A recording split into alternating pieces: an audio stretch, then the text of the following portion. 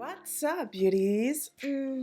Welcome to the Ferny show. So I guess that you know that I'm gonna show you how I'm gonna do my fro. But before that, I'm gonna give you 3 pieces of advice to always have your hair on fleek. Okay?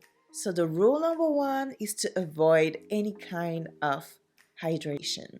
Yes, I know that it is hard to hear because on the nappy community, everybody's gonna tell you that if you want your hair to be beautiful, you have to spray water on it, right? But you have to avoid that, okay? Now it's over.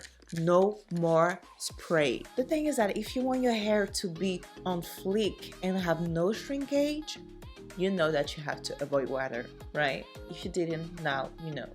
Rule number 2, don't put a lot of products on your hair. Your hair ain't gonna be fluffy, it's gonna be too blah blah blah. You know what I'm talking about? And the last rule is that your fro has to be stretched because otherwise it ain't gonna work. Okay, beauties, that's it for today's video.